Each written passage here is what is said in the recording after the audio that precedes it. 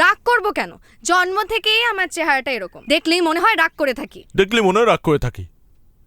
এই, তুই কি তোকে চিনাচ্ছিস আমাকে? আমি তোকে খুব ভালো করেই জানি। সমস্যা কি বল? সমস্যা কি তুই বুঝিস না? কথা নেই বার্তা নেই, হুট করে আমাকে ফোন দিয়ে বললি বিয়েটা আমি করে ফেলছি, জুই শুনছো?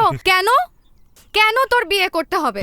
তুই মাত্র 2 দিন হলো পড়াশোনা শেষ করেছিস, তুই একটা ভালো চাকরি করবি, তুই নিজের ক্যারিয়ার করবি, স্ট্যাবলিশ হবি, তা না বিয়ে করার জন্য পাগল হয়ে গেছে। কানের কাছে চিৎকার করছে। এই কথা তো তোর মুখে শোভা পায় না। এই কথা যদি পাত্রীর মা বলতো তাহলে একটা কথা ছিল। পাত্রী মা তো আমাকে কিছুই বলেনি। সে আমাকে বলতে পারতো যে তুমি যে আমার মেয়েকে বিয়ে করতে চাও, কি করো তুমি? তখন আমি বলবো আমি বেকার, আমি কিছুই করি না। তারপর সে আবার আমাকে জিজ্ঞেস করতো যে তুমি আমার মেয়েকে খাওয়াবে কি? আমি বলতাম আমি যা খাই তাই খাবে। তারপর সে যদি আরো রাগান্বিত অবস্থায় আমাকে জিজ্ঞেস করতো যে আমার মেয়েকে কি তুমি সুখী রাখতে পারবে? তখন আমি বলতাম এই প্রশ্নটা আপনি আমাকে না করে আপনার মেয়েকে প্রশ্ন করুন যে সে কি আমাকে সুখী রাখতে পারবে কি না। আরে আজবের কি আছে এখানে?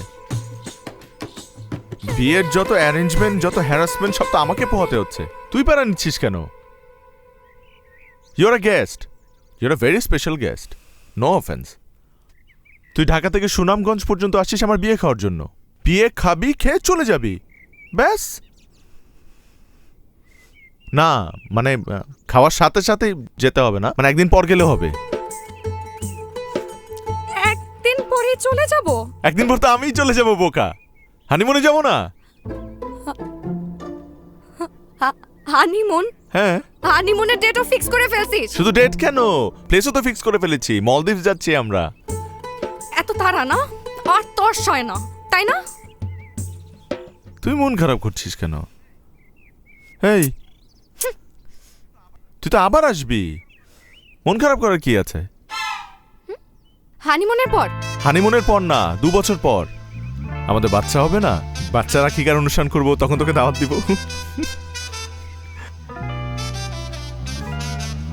তোর কি মনে হয় আমি তোর সাথে ফ্রেন্ডশিপ করেছি 2 দিন পর পর তোর দাওয়াত খাওয়ার জন্য?